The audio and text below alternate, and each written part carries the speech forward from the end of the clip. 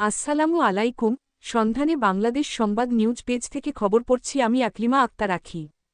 সরাইলের তেরকান্দা গ্রামে চুরি লুটপাটের তাণ্ডবে অতিষ্ঠ গৃহিণীরা। তাদের অনুরোধ প্রশাসন যেন গ্রামে পুলিশ টহলের ব্যবস্থা করেন। মোহাম্মদ আব্বাস উদ্দিন, ব্রাহ্মণবাড়িয়া জেলা প্রতিনিধি। ব্রাহ্মণবাড়িয়ার সরাইলের তেরকান্দা গ্রাম এখন পুরুষশূন্য। অধিকাংশ বসত ঘরে ও বাড়ির প্রধান ফটকে বাহিরের দিকে ঝুলছে তালা। গ্রামের গুরুত্বপূর্ণ 3.24 ঘণ্টা অবস্থান করছে 12 জন পুলিশ সদস্য। দিনের বেলায় সর্বত্রে বিরাজ করছে ভুতুড়ে অবস্থা। মসজিদে কমে গেছে মুসল্লি। স্কুলে হ্রাস পেয়েছে শিক্ষার্থীর উপস্থিতি। সুযোগে দলবেঁধে কিছু যুবক ঘুরে ফিরে দিনেরাতে ভাঙছে তালা। চুরি লুটপাটের সাথে চলছে আগুন তাণ্ডব। গরু ছাগল ঘোড়া ও নলকূপের মাথাও রেহাই পাচ্ছে না। গোসল খাওয়া ঘুম ছেড়ে সর্বক্ষণ ভীতসন্ত্রস্ত ও আতঙ্কে রয়েছেন নারীরা। চোখে মুখে তাদের বিষণ্ণতার চাপ।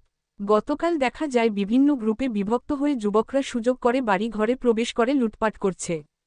পুলিশের উপস্থিতি টের পেয়ে মাঠের ধানের জমি বা খালে পালিয়ে যাচ্ছে। আবার সুযোগ বুঝে তারা বাড়িঘরে প্রবেশ করছে।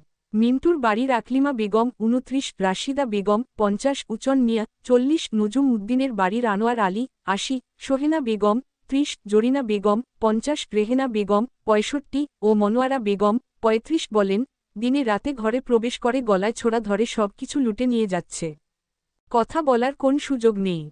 যাওয়ার সময় বিষয়টি কাউকে বললে প্রাণনাশের হুমকি দিয়ে যাচ্ছে। আমরা অনেক কষ্টে আছি। পুলিশ তো একসাথে সমগ্র গ্রামে অবস্থান করতে পারেন না। তাই তারা অনুরোধের সুরে বলেন যদি পুলিশ দিয়ে সারা গ্রামে টহলের ব্যবস্থা করা হতো তাহলে মনে হয় আমরা নিরাপদে থাকতাম। আমাদের পরবর্তী খবর দেখার আমন্ত্রণ জানিয়ে এখানেই শেষ করছি। সুস্থ থাকবেন, ভালো থাকবেন আর সন্ধানে বাংলাদেশ সংবাদ নিউজ মিডিয়ার সাথে থাকবেন। আল্লাহ হাফেজ।